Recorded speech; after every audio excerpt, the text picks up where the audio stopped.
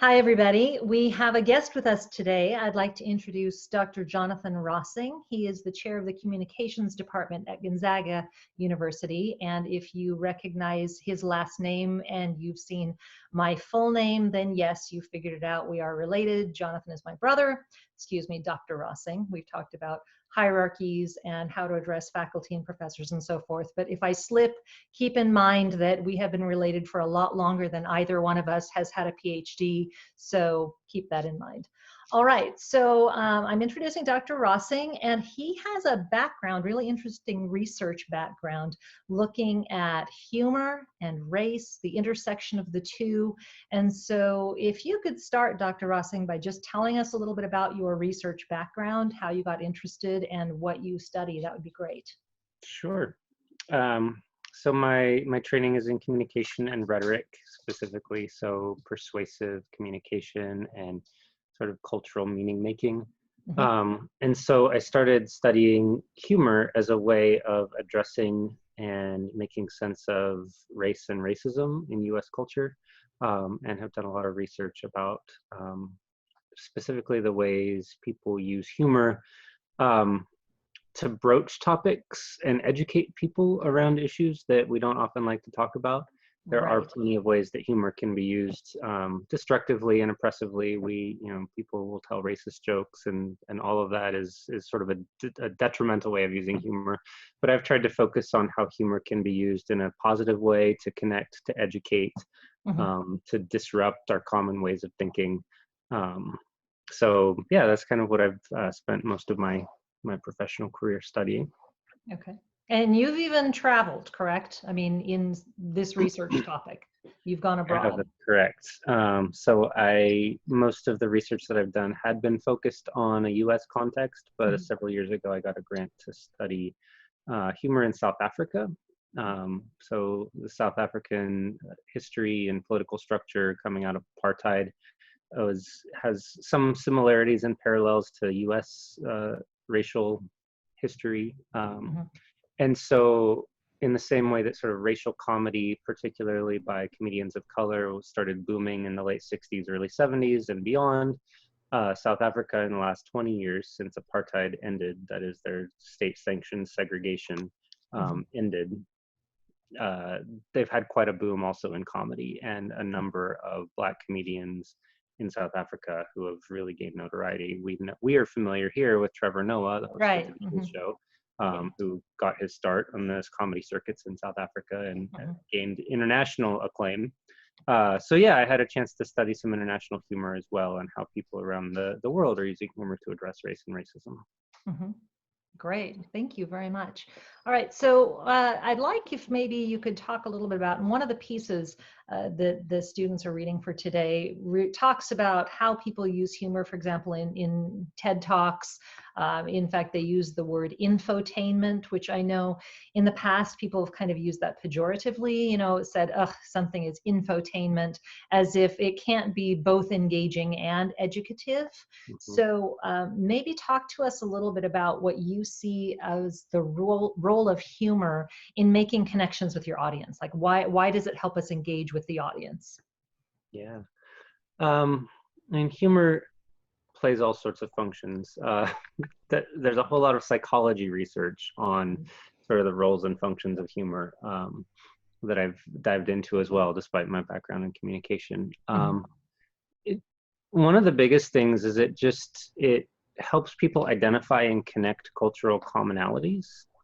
Humor tends to work because we have a shared cultural code or a shared language of some kind. And so one of the strengths of humor in any sort of speaking setting, or even just interpersonal sort of office communication setting, or the various types of places that humor broadly considered might emerge, it works because it connects us, because it shows us that we have some common understandings of the world. We have some shared ways of thinking about and talking about the experiences that we're encountering together.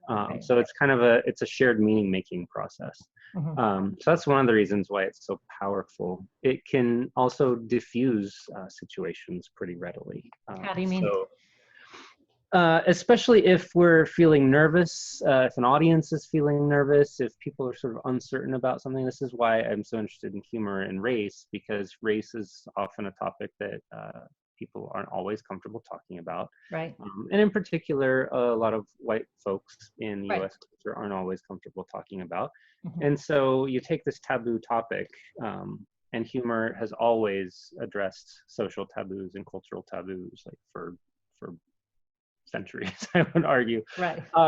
And so you take these taboo cultural topics and suddenly you introduce a little bit of levity, a little bit of unexpected twists, and that thing that no one wants to address or talk about can become approachable, and it Okay. allows people a space to come to it. So, in speaking situations, if one is addressing something that might be a little touchy, that we're not sure how people are going to respond, introducing some levity or lightheartedness can help people be okay with that process and be okay with the topics that you're about to share.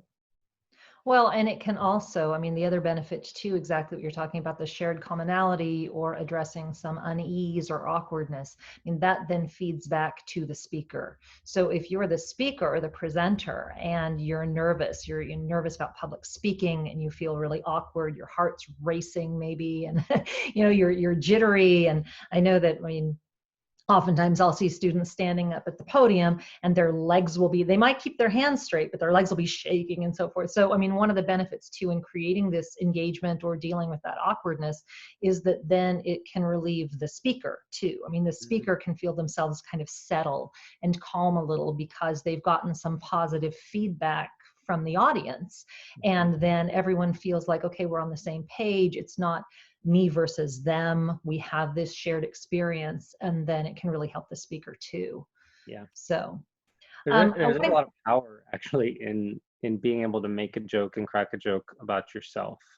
There's so many comedians who describe really their start in comedy and sort of being funny as kids on a playground, on a schoolyard, who maybe they were being teased or bullied, and we would now talk about people being bullied. Right.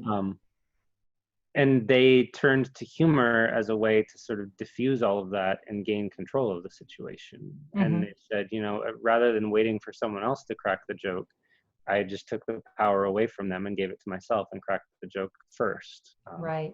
And so translating that to speaking too, yeah, if I'm nervous, if I'm shaking and I'm worried, like, oh, the whole audience is seeing me shake, or everyone in the audience is probably snickering at this thing that I said, I'll make a joke about it, right? Better for me to be the one to make the joke and to take power over that situation, take control over that situation, rather than continue to be in my head worried about what other people might be thinking. Exactly.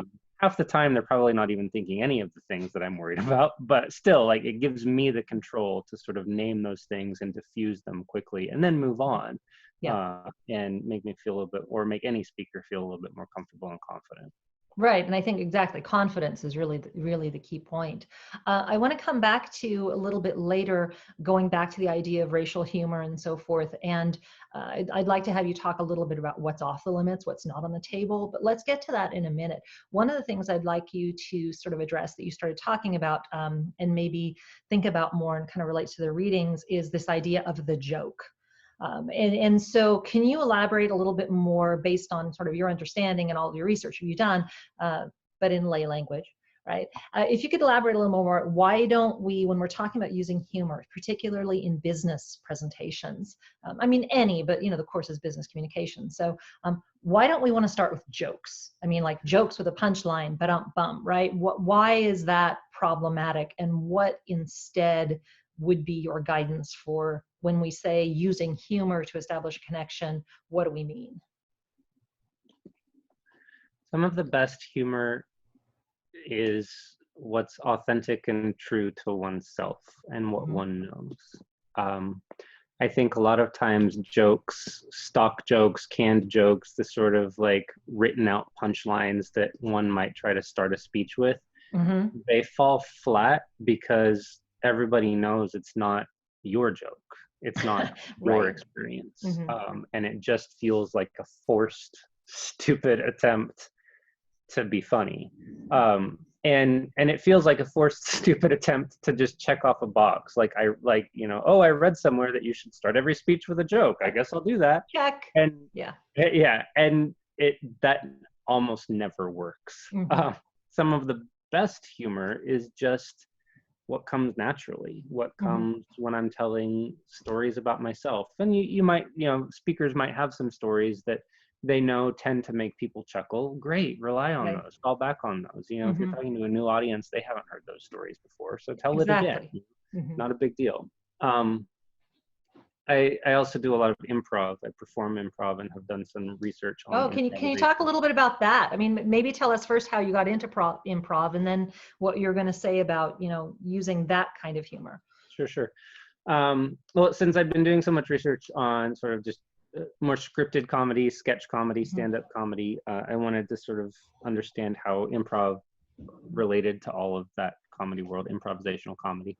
And there's also a lot of people using improv for precisely some of the things we're talking about, connecting with people better, feeling like a more confident public speaker. There's tons of businesses that are bringing in improv professionals and improv educators to do workshops on speaking and leadership and teamwork and so forth, using improv principles and practices.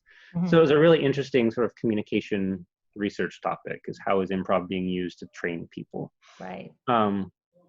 And one of the things that comes up in every improv class I've taken when I was getting into it, and now I've taught several improv classes and workshops over the past few years. Almost without fail, people say if you try to be funny, it's just not going to work. So the harder you try. So if I'm a speaker and I'm like, oh, I've really got to start with a joke and I've got to make people laugh, more than likely that's going to backfire and fail. Whereas which is awkward. Just be in the moment and respond authentically and honestly and tell real stories about yourself or about things that you've lived and experienced, invariably those are going to become funny in some way. And you can kind of find the humor in that rather than forcing it. So yeah, improv is very much about, don't try to have stock jokes or sort of canned, scripted punchlines. It's about what would be just an honest reaction to what's in front of me right now. And I think the same thing applies then in speaking, is again, back to what I was saying, starting any speech or trying to work in like a forced joke into a speech. The majority of the time that fails, and there's uncomfortable laughter in the audience, and everyone's kind of like, oh, that was stupid, but I'm socially expected to laugh, so I will. But it's not. And then everyone feels bad for the speaker. Like everyone feels awkward then. Yeah, it's like groans and eye rolls. Because, oh, they're trying so hard and it's just not working. So much better is to just practice finding the funny stuff that we know, or finding the again, not even trying to be funny, just find some like experiences that are relatable that you might be able to highlight in a way that might make people chuckle a little bit. This is a diversion, but I think another misconception is that humor requires laughter. It doesn't. And so a lot of times we rely on like, oh, I have to tell a joke and I need to hear the laughter in order for people to have connected in some way. No, they don't. There's plenty of different like sort of emotional and physical and psychological responses to humor beyond like the laugh out loud sort of response. I mean, people can just, smile in amusement, but still feel that sense of connection or that sense of presence with the speaker. So if we're doing it just for getting the laugh out loud sort of reaction, also we're looking for the wrong thing as a speaker. That's a great point. And I can think about that. Like if people are going for the laughs and they either tell this joke or have this moment and there's silence, then they themselves are going to lose confidence and feel nervous. Whereas if this is just an organic, the term you keep using, authentic part of what they're doing. And I can think of a specific example from even in this class. Is one of my assignments is that students have to talk for just a couple of minutes about a time that they failed at something and what they learned from it. Just very brief, very short, but everyone has some kind of a story. And so one wouldn't normally think about humor, laughs, jokes, etc., with a topic like that. But invariably, one of the examples that keeps coming up time after time is a student or two or three will talk about failing their driver's test the first time.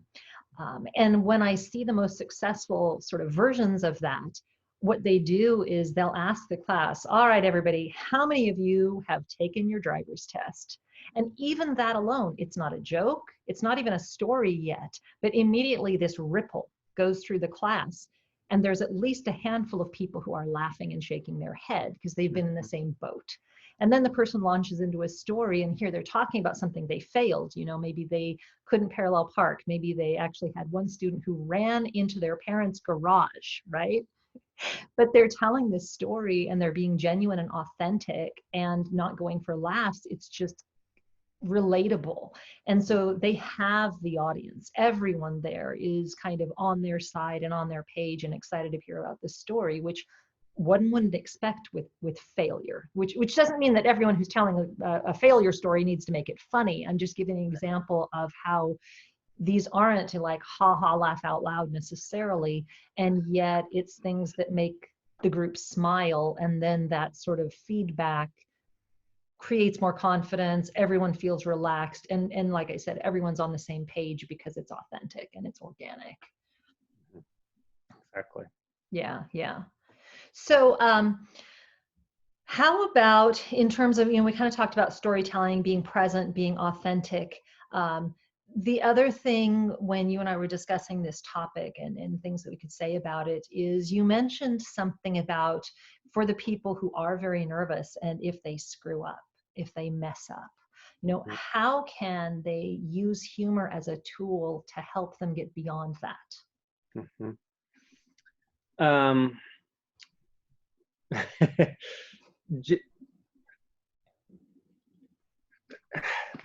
That's I'm stuck. Because I don't think there's a particular prescription. I think here's what I would say is just that's a great place to practice being present and in the moment and just making an offhanded comment about something that's right before you in a very real way. Okay. And usually that'll be funny, or sort of it'll make people chuckle. But here's what happens if I start messing up as a speaker. Right. Which we've all done, by the way, right? I mean, right, exactly. Times, even the most like seasoned people mess up regularly. They just have learned how to deal with it. Right?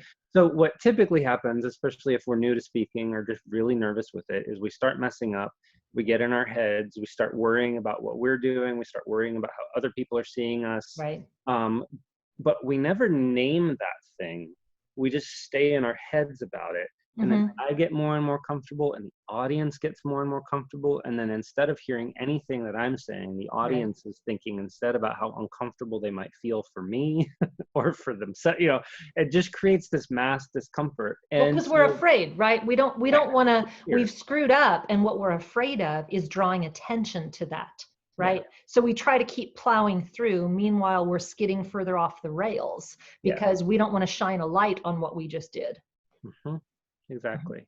And that's there's vulnerability there, right? We fear the vulnerability of that. I'm on stage, or I'm in front of people. I'm exposing myself by just even exposing my thinking and my intellectual ideas, but also just physically, I'm present in front of people. So there's risk involved, but naming those things and using it is a much better strategy. This is also an improv thing. So in improv, improvisers always talk about there's sort of a mantra, which is like everything's a gift or everything's an offer. Use everything that's in front of you. So improvisers mess up all the time because they're making it all up on the spot. They get a single idea, and then they have to create a story out of nothing that's never been told before, that they've never practiced. And of course there's going to be hiccups and mess ups there. And improvisers, one of the things they learn is to use every single mess up as something for the story. So if, sometimes in improv, people will name each other, they'll name their characters, and they'll be like, oh, hi, Peter. And they'll start talking and give each other character names. And then 5 minutes later, we'll call the person another name and then realize, oh, crap. But then they have to figure out, and then suddenly it becomes like, oh, don't tell anyone my secret CIA, operative name. And now we have this Exactly. whole new storyline. Like we thought we were just like two friends in a coffee shop. Turns out, because I messed up, Exactly. now I'm a CIA operative, Mhm. and you're about to blow my cover. And so you use that mistake as an opportunity in improv. Okay. So obviously, in a scripted sort of performance of a speech, we're not making things up, but still using and naming the things that happen that we might otherwise get in our head about is really valuable. So Okay. um, sometimes even just saying, I'm really nervous goes a long. Exactly. And Yes. and that's Thank not you. even that's not funny per se, but a lot of times if you're like, oh my gosh, you guys, I'm so nervous, you'll see my hands shaking, just ignore it. People are And you know probably what'll gonna happen? laugh. Everyone will smile at the speaker. Exactly. Everyone And will they'll laugh, smile. and they're not laughing at me if I Nope. say that. They're laughing because they recognize it. Yep. They're laughing because they're like, yeah, I'd probably be falling over up there. And Yeah. all you're worried about is your hand shaking. That's awesome. You're doing great. Yep. So, whereas if I don't say that, everyone's like, oh my gosh, do they know their hands are shaking? What's good? Do they realize how nervous they look? Or all of the things. Just naming it diffuses it, and it gives me power over it, and it's humorous. That's a great example of like, it's humor in just what's real and authentic right in front of you. It's humor Absolutely. in relatability. It's humor because we have a shared cultural code of, yeah, it's kind of anxiety producing sometimes to talk in front of people, and I've now brought that reality to you and kind of made a little like lighthearted statement about how badly my hands are trembling. And now we're better, and now Now we we're can better. move on, and we can leave it behind us instead of letting it be this cloud hanging over our heads. Yeah, it's just kind of um, diffused everything, and yeah. taken that anxiety away. The other one of the ones that I've heard with not the handshaking, but people who they suddenly start tripping over their tongue. And it's like once that starts happening, every word you say just goes crazy. And I heard someone once just kind of pause and laugh and say, "Yikes, my tongue is too big today. Sorry, everyone." Hmm. That's really, I mean, not funny, joke funny, but it's funny. My tongue is too big today. And, they named it, and then everyone kind of laughed and they went on, and it was fine. Yeah. Absolutely fine. Or sometimes like sort of play, like using that and playing with it. So if you're Mhm. giving a speech on like a technical topic or something, and you know the word you're saying, but you trip over it the first time, Mhm. maybe the next 2 or 3 times I say the word, I might be like, or this other mispronunciation that I offered before, just to kind of like say, I'm not ashamed or scared that I said it wrong. Yes, It right. was just a slip of the tongue, but I'm going to keep mentioning it because we all had a good laugh about it the first time. And Right. now, like, it gives me the power. It makes it Exactly. so that I wasn't like terrified or like, I'm so bad because I messed it up. No, we all mess up. It's fine. And I'll call attention to the fact that Mhm. probably most of you might mess up that complicated word or something too. Yeah, And it's going to right. be okay. Yeah. That's the sort of like use and name the mistakes and Mhm. make it into a lighthearted situation. We don't often think of that as humor because again, we're used to like, oh, tell a joke, like write out a scripted thing, but that's humor too. It's human connection through shared experiences and shared understandings, and that's that goes a long way to helping us be confident and relatable speakers. Well, and everyone has that. I mean, that's I think sort of the magic of adding this in, sprinkling this in. So sometimes I'll have students with very different backgrounds who maybe feel sort of uncomfortable for other reasons in front of the group. Maybe they don't feel connected with the group for this reason or that reason. And yet they find when they start trying to use this approach, just being authentic, finding places, like you said, I like that idea of kind of the missteps being gifts, or, pointing out, owning what's going on, and having then that be your power. Because then when they do that, they find that they actually have commonalities with the group, they make connections, and it seems that year after year, when I see people using these sort of techniques, adding humor into their presentations, they become so much more not just confident as speakers, but they actually end up feeling more connected to the people in the audience, because they've made and created these shared experiences, these commonalities. They've realized, oh hey, we do have these things in common, we do have these connections. And then that creates these relationships, which then of course keeps building, and the more that it happens, the less people feel afraid, and then they just gain a lot of confidence. I want to cycle back to something that you kind of touched on a tiny bit, and I'd like you to talk a little bit more about, which is what's off limits, and what do we need to be careful about when we're trying to, because even if we're being authentic, even if we're being genuine, we still really have to keep our audience's needs and their perspectives in mind. So what sort of guidance or maybe caveats, warnings might you share for being careful in using humor in presentations? Mm-hmm. The rule that sometimes people hear, and that we hear a lot, is the idea of humor should only punch up and not punch down if you're going to do humor about people. Can you wait a minute? Can you say that one more time just so that we really hear that? Yeah, humor should only punch up and not down. Okay. So thinking about our complex social identities and how all of us occupy in different ways some one-up positions in society and maybe some one-down positions in society. So thinking about social identities like gender, sexuality, race, and so forth. So if you're in sort of the majority or dominant group, you don't make jokes at the expense of other people at a different sort of, and I don't want to recreate the hierarchy because these hierarchies are all constructed and bad anyway, but if there's already a sense that like there's targeted groups in your audience, why would you make jokes about them? So that's a common thing. I don't know that I love that though, because I would actually complicate it and be like, just don't punch anyone in a lot of ways. Well, and so at least individuals, unless with some exceptions, right? Unless it's someone who like absolutely occupies a seat of power. I mean, so historically, this is what court jesters did. The court jester was the sanctioned one who could come in and make fun of the monarchs, the king and the queen, because otherwise those people were untouchable and they had all the power, and so it was authorized that we could make fun of them. And we still see that, with all of the late night comedians making fun of the president right now, and whoever the president is, they make fun of. And those are examples of, I think, punching up that are generally socially acceptable. But by and large, so back to the what's off limits. I mean, making jokes about any sort of identity or identity group, making jokes that end up belittling people in some way, I mean, generally should always be off limits, I think.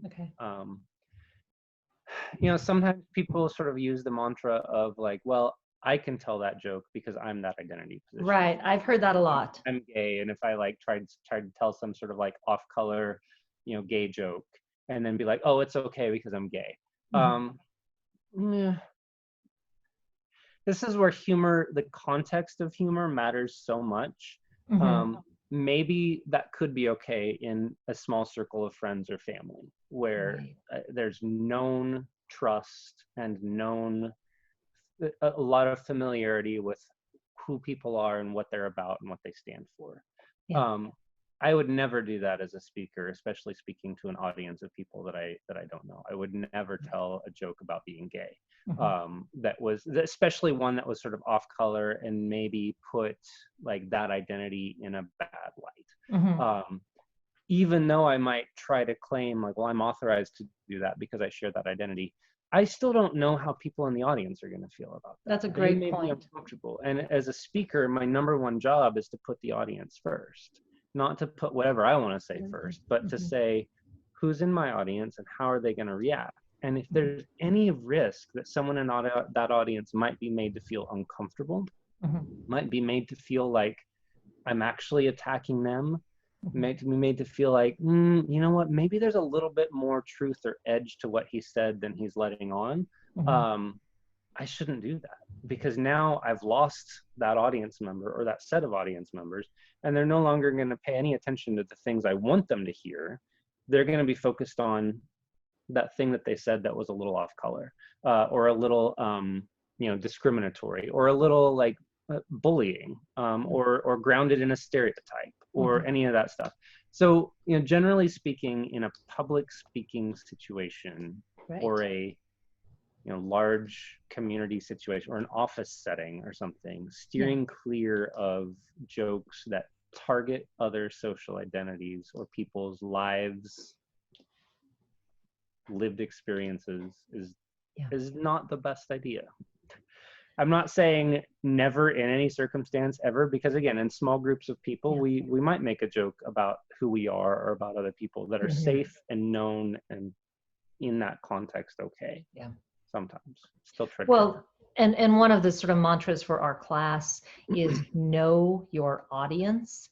And the broader your audience, or the less you have an opportunity to know them well, then you can't, right? I mean, so in a class presentation to a whole bunch of people that you don't know well, to maybe a professional conference where you might not know anyone, obviously you can't know your audience to know where their limits are, to know where their comfort levels are.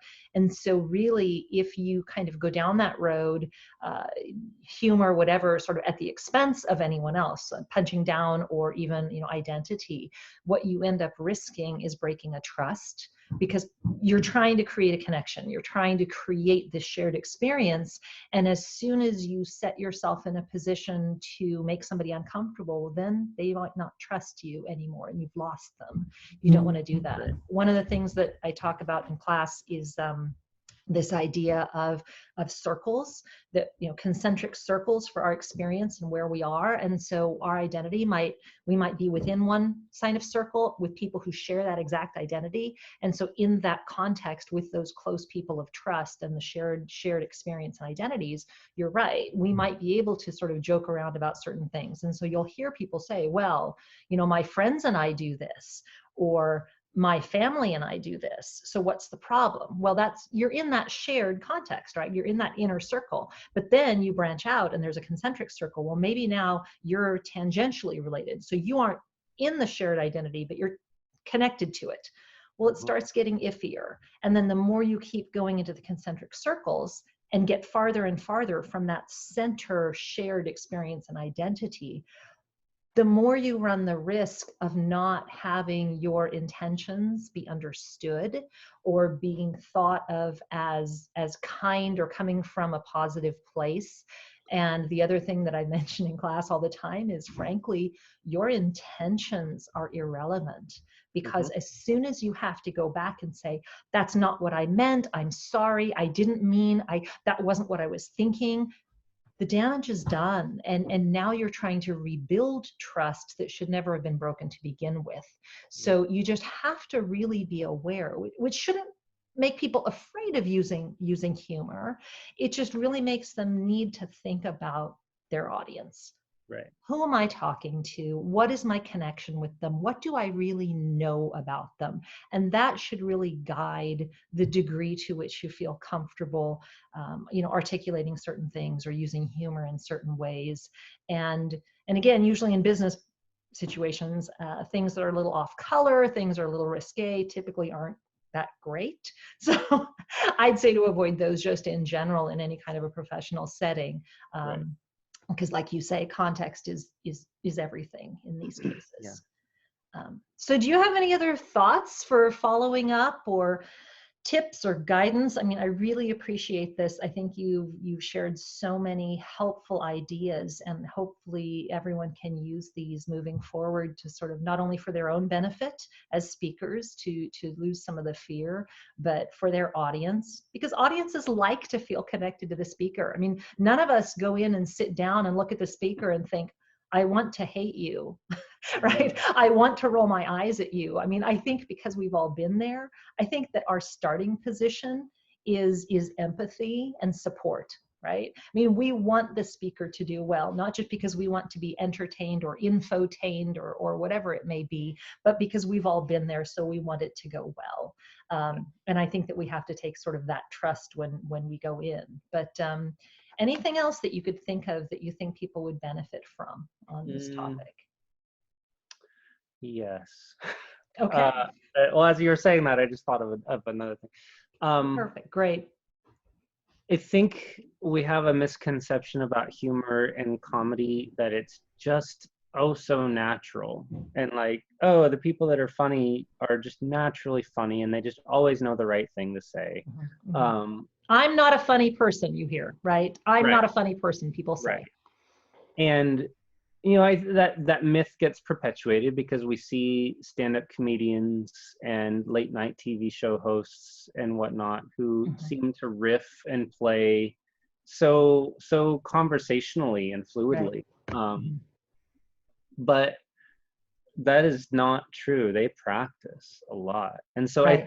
think the bigger thing I would say is humor will come a lot more naturally the more we prepare and Okay. know our material, know what Mm-hmm. we want to say, feel confident in what we want to say and the content that is. I still may not feel confident standing in front of people, but at least I feel good about, I know what I have to share here and what I Absolutely. want. Right. I know what the goal of this presentation is. Mm-hmm. Um,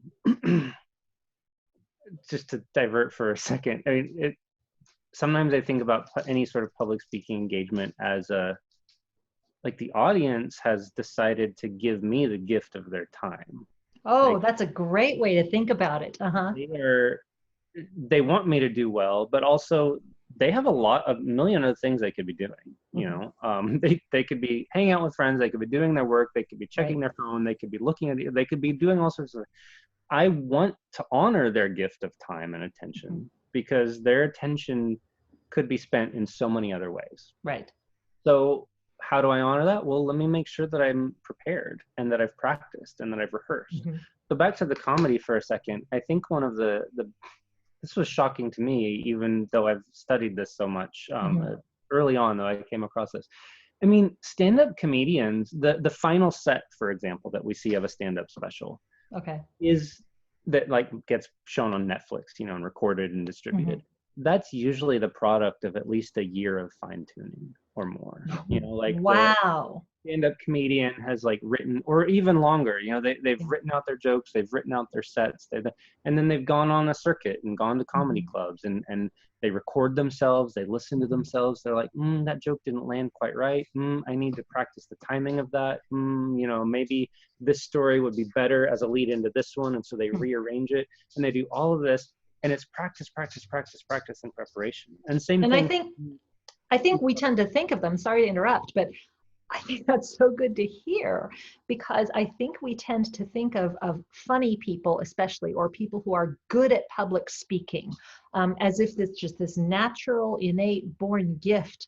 And we think, oh, well, they're writing this in a taxi on the way to the show, right? Yeah. Right. Or they're just on stage like, what? Oh yeah, this funny thing happened on an airplane. Let me tell you about it. And then they, Right. no, they've rehearsed it. Uh-huh. And the same thing with late night talk show hosts, any talk show host for that matter. I use this example a lot in classes. There was an episode of The View, that show with Whoopi Goldberg and Joy Behar and Right. whoever else, I don't know, Meghan McCain, I think, Mm-hmm. the women sitting around talking about current events. Right. And it was like a special behind the scenes episode of The View. Mm-hmm. And it showed how that's a live show and they sit around the table and they just casually talk about the hot topics of the day. And it's usually kind of funny and they make jokes. Right. They show up at the studio at like 3 a.m. and their writing team has already given them like cards of like, here's the hot topics we think you should talk about. And while they're sitting in their chairs for 2 or 3 hours doing hair and makeup, they're rehearsing, they're practicing the conversation, they're practicing the jokes, and they're saying, oh wait, that would be funnier if you said it in response to this person. And so the natural conversation is a product of, from 3 a.m. until whenever that show goes live, 10 a.m. Eastern or something, is a product of 7 hours of trial and error and practice. And then they go live and they have this witty, whimsical conversation sometimes that just seems so effortless. Yeah.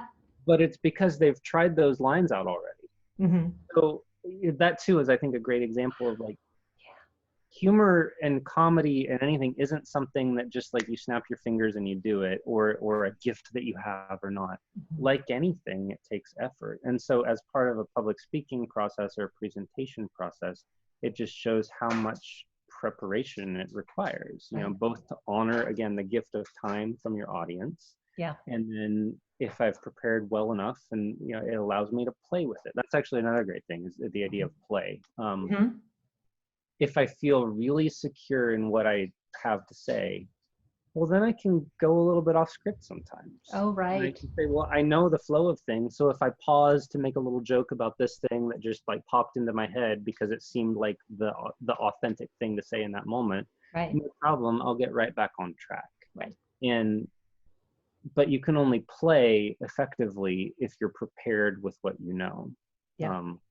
Another analogy would be like, any athlete or like a soccer player who can do amazing tricks with the ball and like, bounce it around and like juggle it and like kick it over their head, and Mhm. keep it in the air. They can only do that because they understand the fundamental rules and like operations of soccer well. Yeah. So they know their material really well, and now they can play and have Exactly. Mhm.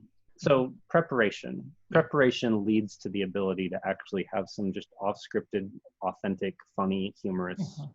moments of connection with the audience. It's funny. So listening to all that makes me think of a couple things that are related but very different. The first is your comment about play. Again, some of the best presentations in my classes have been when students who felt, and interestingly enough, maybe they're ones who on their first presentation or even their second presentation, they were nervous. And by their third presentation, they'd been using some of these skills and they had a lot more confidence. And so they could play. And one of the best times that, I mean, again, you said humor is not always laughing out loud.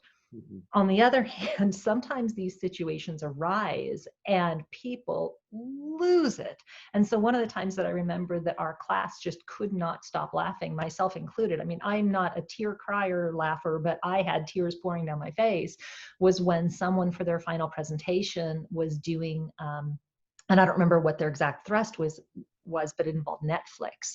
And so as they were talking and making some reference, the class starts snickering, and the person realized that the underlying implication of what they said but didn't mean was the concept of Netflix and chill, which I'm not describing here, folks. If you don't know that, you can Google it. All right, everybody. But almost everyone in the class understood that and started snickering more. Well, then the speaker played on that and started making comments about, I mean, appropriate, like, so, I mean, you could be a little off color, but wasn't, Yeah. making comments about that. And a couple students in the class didn't actually get it and were turning to me for explanation, in which case I said, I'm your professor. I am not going to define that for you. So, and then we were laughing so hard, but it goes back to what you were saying about play, right? Because that person was confident, it didn't throw them off their game. And then they used it. And I mean, it still remains one of the most memorable presentations that I think I've seen. And it just was, it happened organically. It happened because they could play. The other thing that is completely tangential, but it's kind of funny, is when you're talking about that 7 hours for the people on The View to get ready for what for us looks like it's just natural and happening and everything just conversational off the top of their heads, right? I mean, I'm sorry, but you're kind of killing the magic here, right? Because we like to think that it's effortless. That's the whole point of these shows, is we watch them thinking that this is just all for us, right? You go to a comedy club or you go to a tour, and even though the logical part of your brain says, yes, I know that this is the 14th stop on this tour and this person has told the same ones, the magic is that it feels like it's just for me. It's just for our audience, right? Which is like probably why they're always like, hello, Seattle, and those types of things, right? To make it feel unique. So it kind of kills the magic of it. But even so, it's good to know, because that gives the rest of us hope, because it gives the rest of us the feeling that, oh, wow, we don't just have to be born naturally funny, off the cuff, whatever. If we practice, if we get comfortable, if we feel secure, then we can play. We can prepare, but then we can play. And I think that combination probably is really going to be valuable. And for all the students and anyone watching this who really takes this to heart and tries to do that, which, by the way, folks, means that you cannot decide the morning before your presentation what you're going to talk about, right? Yeah. You do have to prepare. And I think sometimes, especially if things are billed as, well, it's just a short, it's just informal, then that means that we think we can wing it. And well, the truth of the matter is, once you've been doing this forever, and I will admit it, and I'm sure you will admit it too, that once you've been public speaking for a really long time, you can frankly wing certain things, but you can only do that because you have so much practice. Right. Right. I mean, it's only because you've practiced, you've prepared, you've failed, you've fallen on your face, you've screwed up. You eventually learn to get over yourself and own it. And, you know, that just means that everyone can relate to you more. But then eventually it becomes more comfortable and you can wing it. But you have to work to get there. It's a good, just quick to and cycle back to improv, because on one hand it might seem contradictory to be like practice, practice, practice, prepare all of this, and then I'm like, oh, but I do improv, and improv also is important. Right. But improv, I mean, one of the things that is also a misconception about improv is that it's all truly just winging it. Improvisers practice. They do weekly, or if not more, practices to practice the fundamentals. You know, again, say take a different type of improvisation, musical improv. You can't be like, oh, I'm a musical improviser, and just sit down at a piano having never studied the piano and play and call it improv and call it art and have people want to listen. There's no way. Musical improv works only because it's a pianist who has trained and practiced and understands scales and arpeggios and notes and chord structures and all of that, and then they can play with it. So same thing with improv is you know, there's fundamental skills and sort of ways of responding to people that improv teaches you, that lets people do that. And so then so it's a lot of practice and preparation and reflection and thinking about, as you said before, like all the times I've fallen on my face doing improv and why didn't that work? Okay, well, let me try to practice not that exact scene again, because that'll never happen again, but at least practice some of the skills of listening, of being present with the other person, of responding and picking up to the sort of ideas that they're leaving out there for me. It takes a lot of work. And so the same thing is true of, you know, like that presentation you were describing, like that is probably someone who had a very good sense of what they were going to talk about. Really, they did. They were very prepared. They were very confident in that, which gave them then the room to say, oh, I can riff a little bit. I can improv a little bit within a structure of something that I have incredibly well prepared and know what I'm doing. Correct. But to the audience, this is the problem. To the audience who doesn't know, it comes across as like, oh my gosh, they're just so like quick and naturally gifted. And no, there was effort there. That quick, naturally gifted wittiness only comes because I've put in the time on the front end. And then it creates the conditions where that could happen. Exactly. So I want to close and just kind of reiterate for the people listening, I think it's really important, the messages that we tell ourselves. And I hope that's something that you've gotten out of this conversation, because if we tell ourselves, I'm a bad public speaker, I get nervous in front of people, I bombed that last presentation, so therefore I suck, you know, I'm no good at this, right? If we tell ourselves these messages over and over, then that shuts us down. It doesn't give us room to grow. Instead of, and I hope that this is one of the main things that you've heard today, being authentic means you have to be vulnerable. You have to say, everyone screws up. Everyone makes mistakes. No one is born a public speaker extraordinaire who just has these naturally. I mean, yes, there are some people who are quick to think and are verbally witty. Yes, those people exist, right? But I bet so many people, professional comedians, professional public speakers, all of them would tell you, hey, when I started out, this was hard and I was not good. And you should see my first fill in the blank, whatever it was, right? So I think if you change your own narrative about yourself and say, wow, this has really given me something to think about. And if I practice, if I nail what I know I can be good at, and I prepare and prepare and prepare, and then own my mistakes and name my nervousness or name these emotions that I'm feeling. And then try to just create these shared connections with the audience. And if laughs happen, that's great. But even if the audience just looks at you and nods, right? They're like, okay, that right there, Yep. they're on the same page with you, Yep. they're connecting with you. Yeah. So keep these things in mind, keep practicing, have fun above all, let yourself have fun, which also means that you don't take yourself too seriously, right? And people respond to that and they will relate to that. So Dr. Rossing, I want to thank you so much for spending all this time with us. It has been great. I have learned more things that I'm going to keep doing in my own presentations.